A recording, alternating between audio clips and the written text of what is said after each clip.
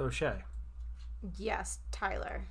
Are we recording this podcast of our own free will, or is it something that we were forced to do? I mean, I was forced to by you since it's your choice week, but I don't know. Well, that's the issue at the heart of this movie. It's whether or not you have free will, and the choices you make change what happens. So, do you have free will? Have you come to a decision? Or I don't know, honestly. So, are we going to come to a decision by the end of the podcast? I think that's a tall order for a podcast. Well, you're a tall man. Well, thank you. You're welcome. But I don't know if we'll be able to solve that. I think it's been a philosophical debate for hundreds of years, and 30 minutes on a podcast is not enough time. Okay, well, I'm Shae. I'm Tyler. This is Cinematically Correct, and this week we are doing my choice, which was recommended to me by a coworker. It's Black Mirror Bandersnatch. For those of you not familiar, it's a choose-your-own-adventure interactive movie, and we actually watched it separately so that we would get different endings or different stories. Right. Now, I want to, before we get into the movie, I want to bring this up because I know people are going to bring it up because I brought it up, yes. But nobody really seemed to listen to me. Is this actually a movie? It's long enough to be a movie. Well, right, but is it a movie? Why wouldn't it be a movie? So, if you hear all of that, that is my dog deciding to just be active all of a sudden. But anyways, when I first heard of Bandersnatch, I thought it was a TV show because Black Mirror is a TV show. If you guys haven't seen it, it's on Netflix. It's a British TV show. It's amazing. But I was told it was a TV show. And then everyone that talked to me about it was like, no, it's a movie. They made a movie. But then when I was doing research for this, it was called episode like 500 or something. So I'm more confused than when I started, so I just wanted to... Well, I think that was the whole point of this movie, is to confuse the hell out of people. Well, I just wanted to make sure we acknowledge it, because we are a movie podcast, and we are aware of the confusion of this, but we are going with it's a movie. It is a movie. Okay. It's our current movie choice for this month. Okay, the hill he chose to die on this week is that it is a movie. Yes. Okay. All right, so I guess brief synopsis? Brief synopsis.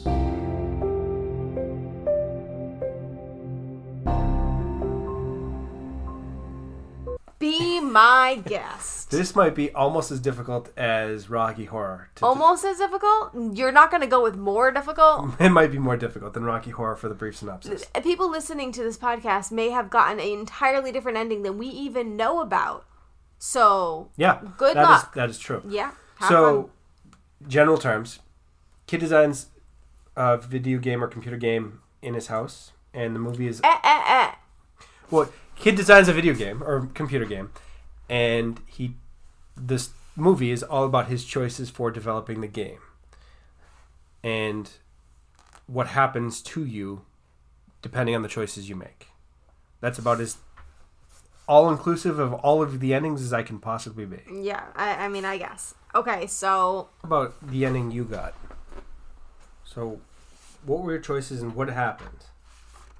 What were my choices? Yes. I had a lot of choices. I kept getting forced backwards. Okay. But essentially, I had to kill my dad and chop up his body. And then it ended with Pearl Rittman, Colin's daughter, rebooting the game. And really? Yeah. So that's definitely different than my first attempt at this movie. Second attempt, third attempt. It's one of the endings you got, but... Yes, we were going to do this movie and watch it to try to get different endings, and me being an idiot, I happened to just not pay attention. I watched over and over again because it just kept going. I didn't realize it was a loop.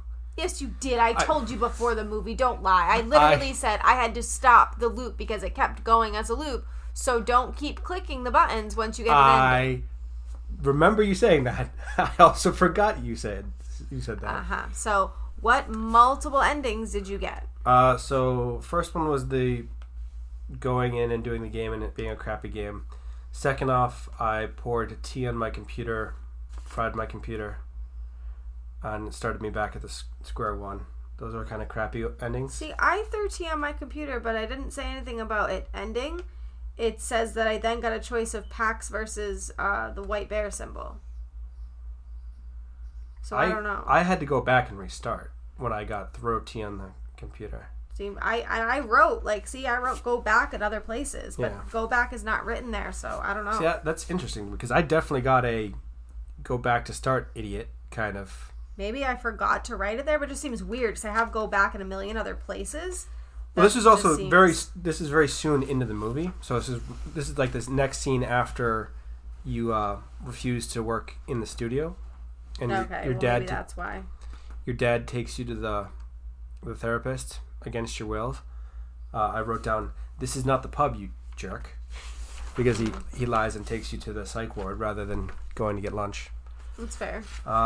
So that was that next one, and then I make Colin jump off the balcony. Right. I mean, after doing right. drugs. I mean, Well, the first time I jumped off the balcony myself, which also then restarts it because obviously it does because I killed myself. right.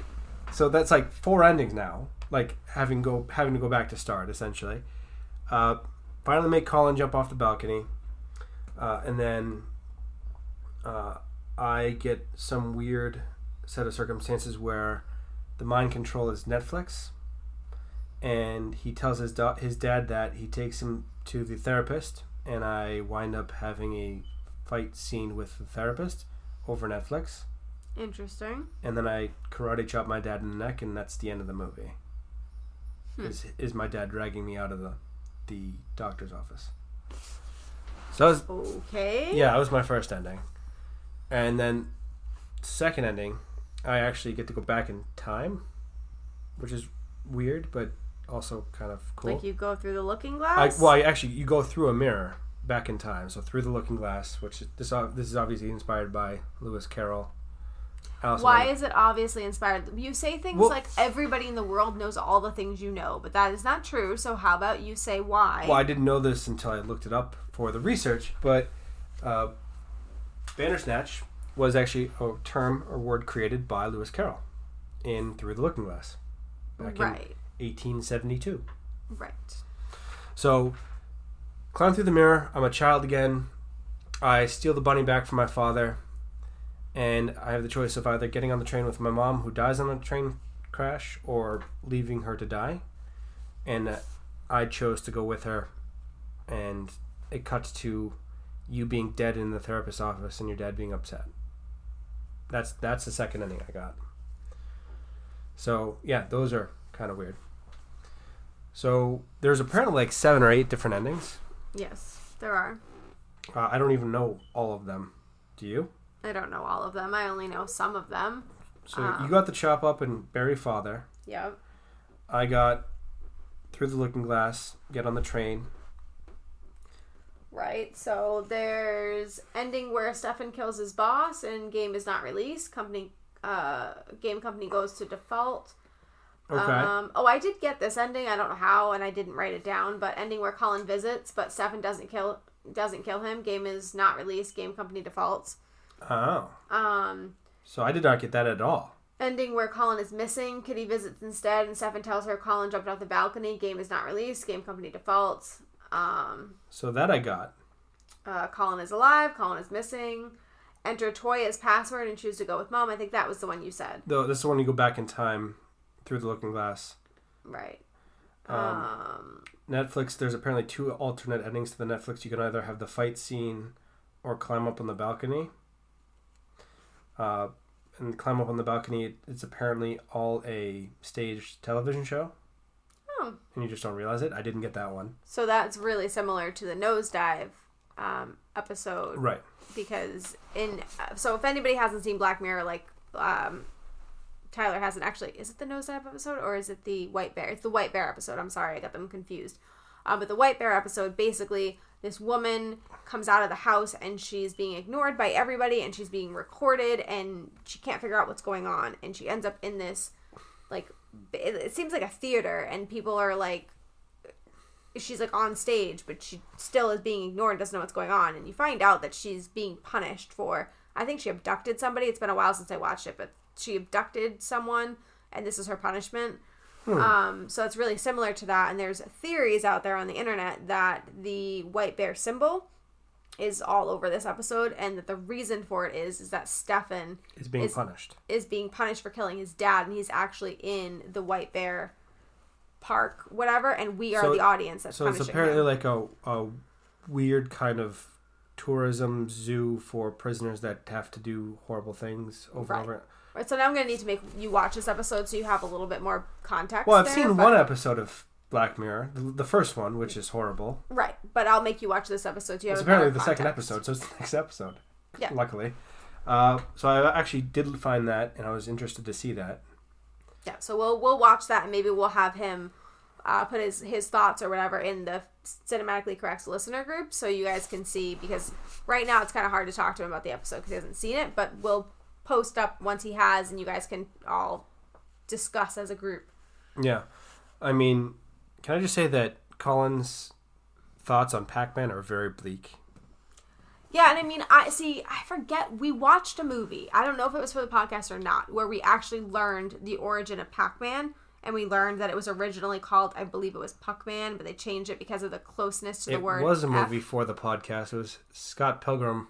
Okay, so I knew that. So when he said that out loud, I had already done the research knowing that was actually true. The Pac-Man was originally called Puck-Man. Yeah. So I was kind of bummed out that I knew that, because I feel like it would have had more impact if I thought, like, ooh, could that be true?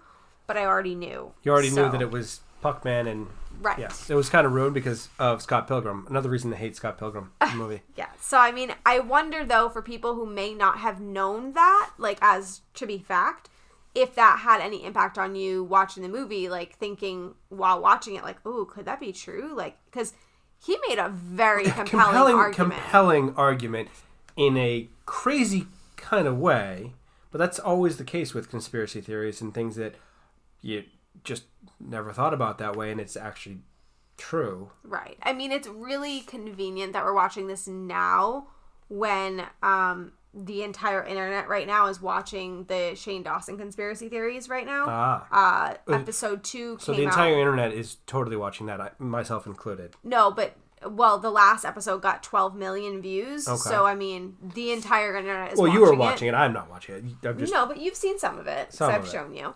But I'm just saying it's convenient because it's crazy how convincing those things are, even when you're like, no, that can't be true. But it's convincing. And honestly, that Pac-Man thing, I would have 100% believed if I hadn't already done research on it. I was blown away by the way that it kept routing you back to different places. I was in a loop, and I didn't even realize I was in a loop. I'm sorry, because multiple times in my notes I wrote, so I don't actually get a choice, do I? Well, I did get the whole, you have to go back and start. That was the frustrating part of it. It was almost like a video game where you die and you have to start over from a checkpoint. Right. And I was like, well, this is fun, but I just want to get to the damn ending. Right. So it was both fun and frustrating, like, because you didn't have a whole lot of choice. It was one or the other, and one of them was invariably destroy your computer or jump off a bridge. Right. That's basically what it was. So, I mean, I don't know if anybody's seen it, but if you guys got any of the endings that we didn't mention, we'd love to hear about them. I have read a bit online about what the other endings are, but very, like, limited, like, information. And there is a theory, and I don't know if this is true, but you know where you get the choice to, I think it's either pick up the book or pick up the picture frame? Okay. Yeah, I remember that part. Either way, it's about the family photo. Yep. And if you choose a family photo twice, not once, but twice, you will get the story of Jerome Davies. Really? That's what the internet says. And now I'm very fascinated about that. Like, I want to go choose it twice in a row. Right. So if anyone's done that and you got that, please tell me. Because if I go and rewatch this movie just to do that and that doesn't happen, I'm going to be so devastated. So save me from my own misery and just let me know. You might actually kill me with an ashtray. I mean, if I have one available, but I don't live in the 60s and I don't smoke cigarettes. It was the 80s. It was 1984. I'm sorry, I forgot that you were alive. I was not alive.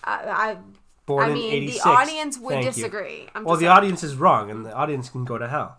Yeah. I didn't say that. Just, you guys were all on my case on A Knight's Tale episode, so remember that the love for me should start pouring back in, and Team Shae all the way. Well, that's why we did this movie, specifically so that you get people back on your side. Well, I mean, I'm hoping that I'm clawing my way up. But anyways. You went down what you call rabbit holes on this movie. A bit. Why? Which is oddly appropriate because Through the Looking Glass is rabbit related. Uh-huh. Now, did you choose that for describing what you do for finding weird and interesting things intentionally, or was that just a coincidence? It was just a coincidence, and I don't know why you're mocking me. I found a little bit of things. But you found a lot of things. Half of it you gave to me so that I don't sound as dumb as I do normally. Well, speaking of that, we should probably do Tyler's History Minute so we don't get too far in, because everyone always is waiting for that. So Tyler's History Minute. Tyler's History Minute.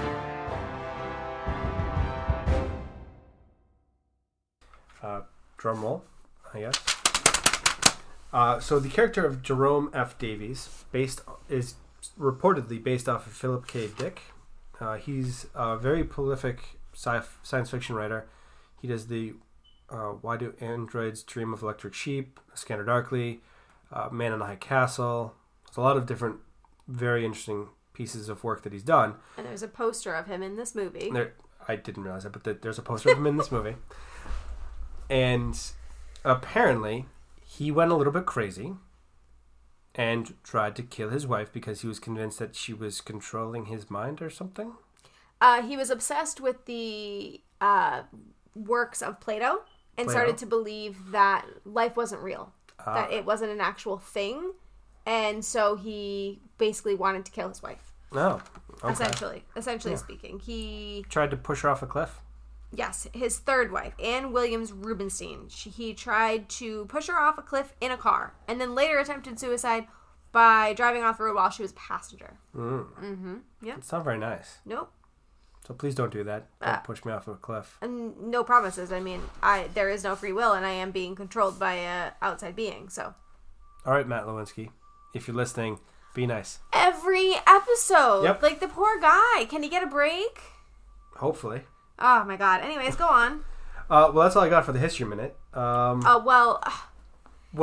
In 1974, he was visited by a woman who said that he glowed with a pink beam, and he then suffered hallucinations, which he referred to as 2374, or 2374, which apparently is a number that you can type in, I think, in Bandersnatch. I believe it's like you get an option to like call your therapist and you're allowed to type things in. I believe 20541. Well, 2374 is a number in Bandersnatch. Okay. I don't know where, but it is.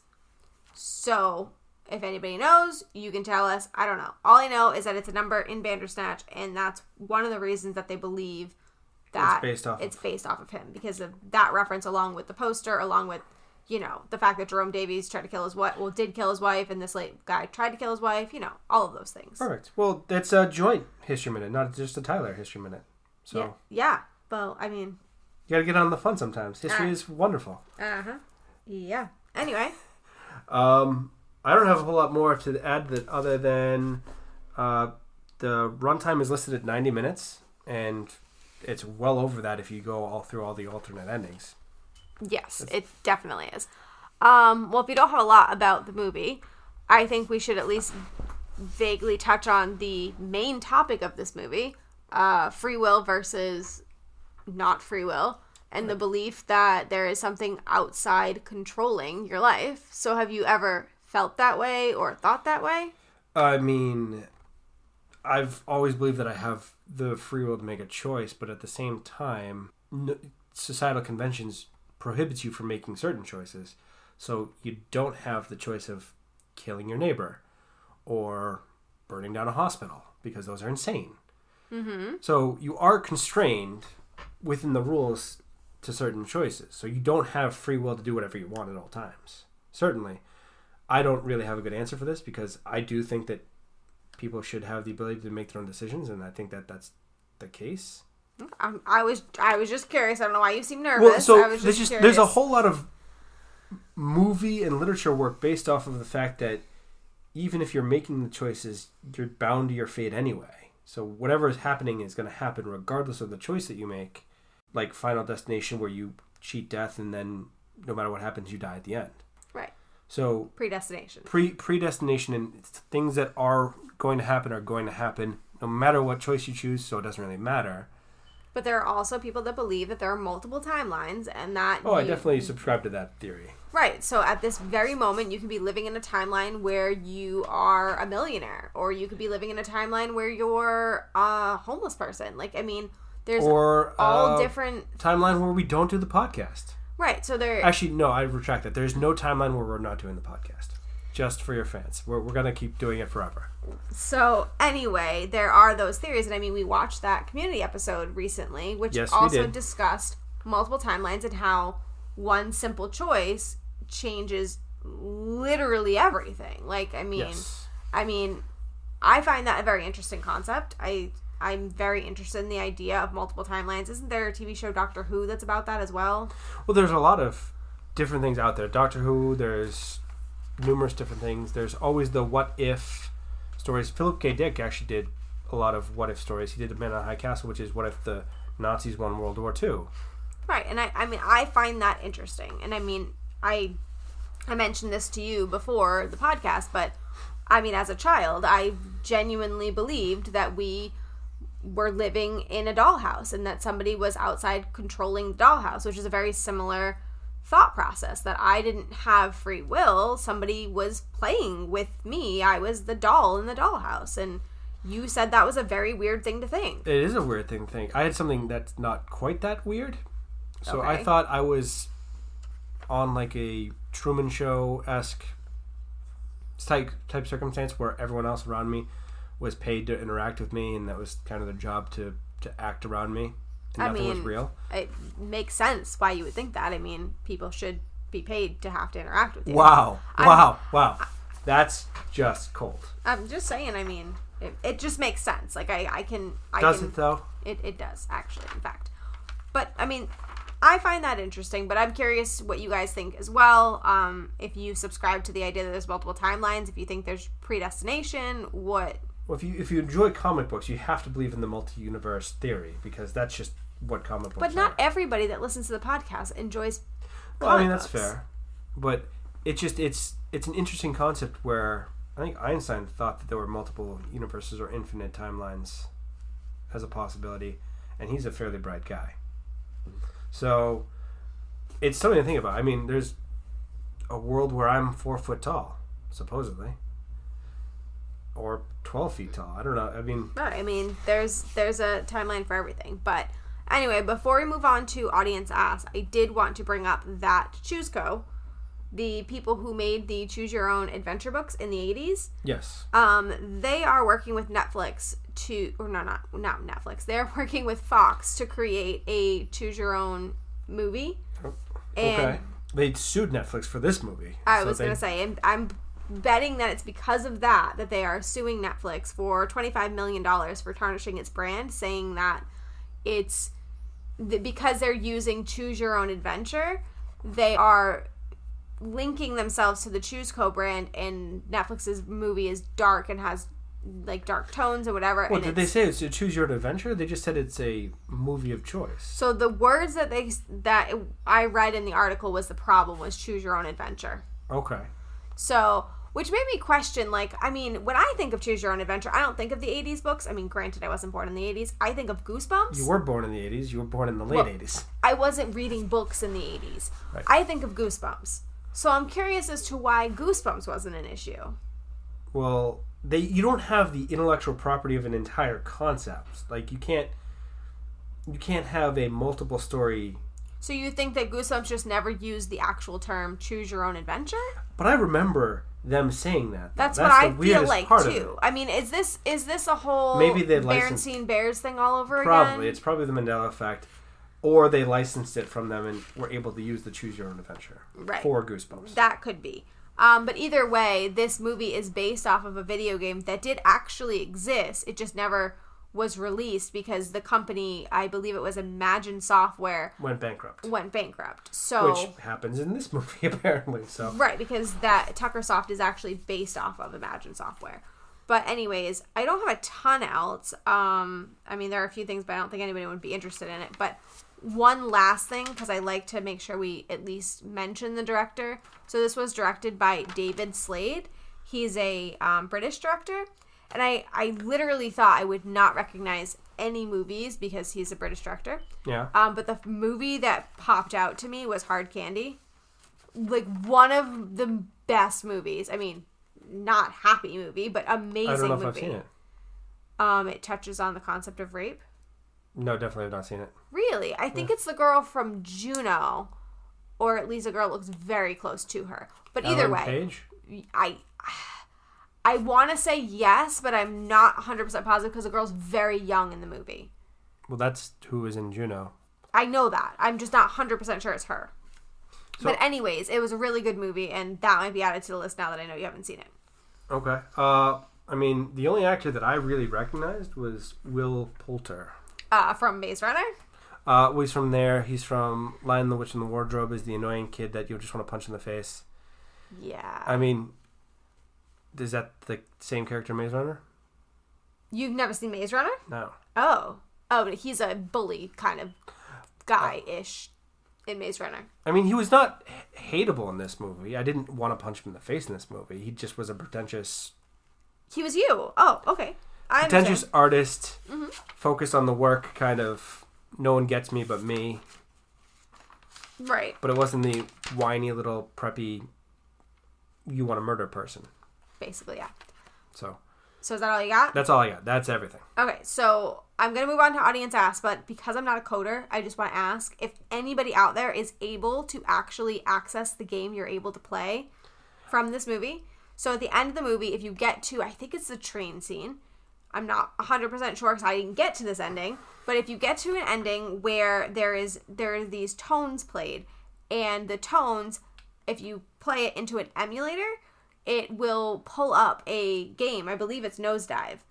Yes, there's a QR code that you can pull up. Right. And so I actually clicked on the link. Like, I did some research to try to find it, and there is a link for it, but you still need an emulator, which I think you can download for free, but yeah. I don't know how I feel about putting all that stuff on my computer, and I don't know if I'd be able to do it. But so I'm just curious if anybody has done it. Like, I'm very curious to play the game. Yeah, like you're just jumping off of a roof, but I'm still free game is free game. We might as well try it. Right. So I'm just curious if anybody has done it. Maybe it's something we'll do for Shout Out Saturday if we can get it up and running. I don't know. We can see what we can try. We can see what we can do. We both like video games, so... Right, so maybe that'll be what we do on Shout Out Saturday. If you guys want to see that, let us know. Other than that, the only other thing I wanted to mention was that there's an Easter egg in there. If you go to the Tuckersoft website, you can get to the rating system that was in the Nosedive episode. And I did that, and I will post that in our Cinematically Correct listener group. You did way more research than I did, clearly. Sorry. But I found the rating for our podcast, and I just think it's cute, and I'll post it just so you guys can see it. And if you guys want to do it yourself and share your ratings, I think that would be fun. I thought you rated yourself. You rated the podcast? I put the handle at Cinematically C. Oh. I wanted to know what people were rating us, and obviously it's a funny joke thing, but it says 78 people rated you, and we got, I think it was a 4.3. But I think it's fun. So out of 5, not a 10. 5. Right. So if you guys want to do that, and we'll make a thread, and you guys can share your ratings. But anyways, moving on to Audience Asks.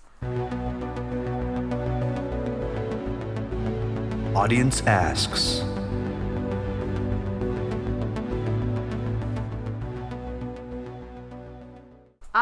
I will admit that there is not a ton, which is kind of disappointing, but there is some. They failed us yet again. I think it's more that it's a very new movie, and also people don't know what to say about it. Like, I mean, what do you say about this movie? Well, it's definitely a very trippy kind of mind distortion movie. Yeah. Okay, so can I do a funny one first? Sure. They're obviously not being serious. Hit me. It's not about a bander or a snatch, so can you discuss this amongst yourselves? That was from Two Girls on a Bench. Two Girls on a Bench. It's not about a bander or a snatch. I don't know what a bander is. I know what the second one is. Do you want to know? Do you want to know? Hold on. What is a bander? Hold on. Your request is being processed. So, a bander is a thin, flat strip of material for binding, combining, trimming, etc. And you know what a snatch is? To snatch, to steal? Oh no, darling. Urban Dictionary all the way has got your back. A snatch is another word for the down below area of a female. No, I knew that one. I was trying to be delicate. Hey, I figured, you know what? We talked about the history of vibrators in the last episode, so, we're just going to continue that. Yeah, we talked about that. You made me suffer through that uncomfortable history minute for the podcast. You're welcome. I did, in fact. But I just thought that was pretty funny, and I had to, Yeah, there's no Bander or Snatch in this movie. Yeah, so why Lewis Carroll decided to make the word Bandersnatch as a thing. Obviously, Snatch was not what it is now back then, I have to assume, but Bander was, so. Bandersnatch, I'm imagining it's someone that steals a bander. Steals a thin piece of material? Apparently. I don't know. What else would it be in the 1800s? It was like a monster when I looked it up, when I Googled it. It's like the Jabberwocky. The Jabberwocky. That was the word that came to my mind, too, so that must have been on an article. Well, the Jabberwocky, that's just what Lewis Carroll is known for, which is a monster. There was a monster in this movie, though. Like Pax, the demon. Oh, I did click on Pax at one point. And he jumped out at you. Oh, that didn't happen to me. Oh. Anyways, so we do 2. So the other one, I'm picking this one not because other people's weren't as good, because there are really good questions here, but because I have not seen this podcast ask this question before. So I seen that podcast, and they said, do you think they relied on the gimmick too much and wrote a subpar story, or was the story without the gimmick equal to the rest of the series? I mean, it's definitely, from the one episode of Black Mirror that I've seen, it's definitely in that vein, because it's very dark, and there's no happy ending. 0.0 happy ending. No matter how many times you try. Mm-hmm. Which is part of the frustrating part, because I was in the goal set of like, okay, I want to get a happy ending. Doesn't exist. Which, that's why the internet wants to get 5 stars on the game. That's their version of a happy ending. But you have to kill your father, apparently, to do it. That's what it's stated, but I don't think people knew that on that quest. But anyways, go on. So it is definitely a bit of a gimmick, but I think it works for this movie. I mean, some of the choices are irrelevant and inconsequential. I mean, choosing which cereal you eat for breakfast doesn't matter. Choosing what music you listen to doesn't really matter for the movie. But some of the core decisions do very much change the movie. And that is interesting and kind of a novel concept for me. Although, now that I say that, there was a Choose Your Own Adventure story back in the 1960s, 1967. It was Kino Automat was the first ever Choose Your Adventure movie. Interesting. Yeah. Well then, thank you for that very thorough answer. I watched the trailer. It was kind of odd. Do you want to post that so people can see it? I can do that if you want. Sure. Okay. Any more? Or just the 2? We generally only do 2. Did you want another one? Well, the first one, does it really count? Oh, okay. So, let's see. Movie Geek and Proud said, did you always... So I have 2 questions. The first one is, did you always choose the safe route, or did you go for what was dangerous and risky? Well, I jumped off the balcony. So definitely... I mean, one decision that stands out in my mind that I chose that I would never choose in real life is to do the drugs. Like, I mean, I think you even said you purposely chose to do the drugs. I did choose the drugs because I thought you were going to choose no drugs. Right. And I purposely chose that because I'm like, I would never do that in real life, so I want to know what it's like, man. I was counting so very much on you choosing the not drugs. Right. So, I guess... For those of you who don't know, she's about as straight-laced as it comes for that kind of stuff. Right. So, I guess dangerous and risky is what we both went with in that way. I definitely did that. I did... so I jumped off the balcony. Although I will say with killing your father, I did back off an awful lot before I got to killing the father. I mean... I didn't have an opportunity to kill my father until I'd already gotten the other ones. I killed myself because I had realized that my mother died on the train. Right. But anyways, moving on. So their second question was, whose life would you like Bandersnatched that you can control and choose their adventure? Bonus question if you have a scenario for them. I don't know. I need like an actual hero. Like you want to control someone's life that's interesting.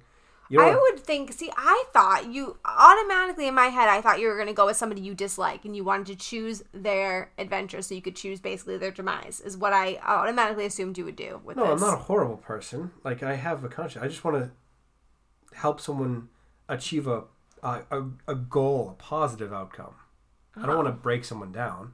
Oh, so you want to like find like somebody who's like on the quest to like I want to find like a Navy SEAL that like has to go on a super secret mission, and my decisions are going to determine the success of the mission, or something positive. See, no, I was thinking like all Sims all the way. Like I want to like wall them up and set them on fire and. All right. So if you don't hear from me, internet, you know what happened.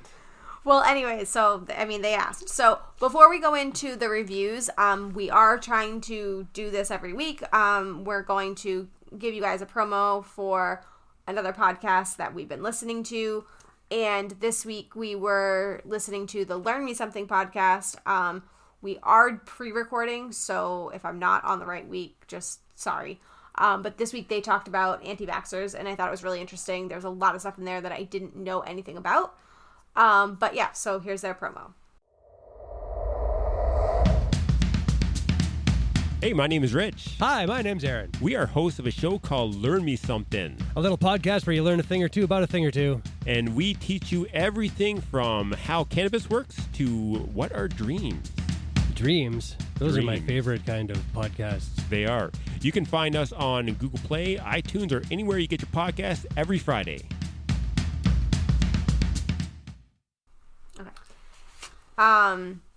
So on to ratings. Ratings? I suppose we can do ratings. I don't have a whole lot else to talk about. Reviews.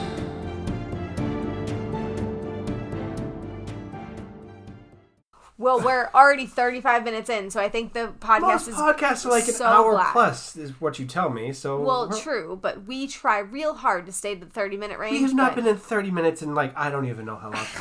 Anyways, ratings. Ratings. I'm gonna give this an 8. I was actually 8.25. Wow. All right, we're actually agreeing on this one. Okay. Really? So what made you give it an 8? So I was just very intrigued by the whole alternate stories, and I was very much in the zone when I was watching this, which is what led to the problems of me watching more of it than I probably should have. But I just wanted to find out what happened. Like, how do we get to a better place? Because each ending left me wanting a positive ending. And I was just so aggravated. So I also give it an 8. I really love the idea of parallel universes, and I just find that really interesting, and it just checks all the boxes for me. But the one thing that bothered me was that it was constantly a loop, that I was kind of like, okay, I want to like move on. Like, I'm a very impatient person. I don't like repetitive things. So Whoa, revelation here. So when things got repetitive, I was kind of like, I wish I could just like move past You this. just wish you could start back where it cut out for the decision rather than having to watch the... Right. It's like when I play video games and I die and you have to go back to a certain point. I'm like, no. I don't want to do all The of that cutscene. again. I want to just bring me back to when I died. Like, please. And thank you. You know what I'm saying? That's what I'm saying. But anyways, so next week's movie. Your choice. Well, I commandeered my choice and gave an audience choice. So next week's movie is The Secretary. Okay. When we watched The Dark Knight, pretty much everyone recommended it to us, which I think they were doing as a... Punishment, because Punishment they said to Maggie you. Gyllenhaal was not attractive. Right. The person that I have documentation that recommended it was Steve Hutchinson. He's been with us since the beginning, and so I felt like we needed to get it in there, and especially in February. Pun intended? No, pun not intended, but okay, let's make the podcast all that. But anyway, so it's our last rom-com February movie. Yeah, because this was such a romantic comedy, this movie that we just watched. So I tried to make my choices on the rom-com end. He went rogue. It's not my fault. But anyways, so I wanted to thank Jake at Athos Music for our intro and outro music. And if you guys want to interact with us outside of the podcast, we are on Twitter and Instagram at CinematicallyC. And we are on Facebook at Cinematically Correct and Cinematically Correct's listener group. We're there Tuesday and Saturday. Speaking of, I have a Tyler's Trivia to do. Yes, today happens to be Tuesday, and he still hasn't done his Tyler's Trivia. Yeah. Tuesday, about but that. And we also try to post throughout the week of different things we mention here. I will admit we're not always great at it, but we do our best. And you guys can interact there, post talk to each other, do all your things, talk about the movies we're doing. And I guess that's it. So I'm looking forward to next week. Thank you for listening.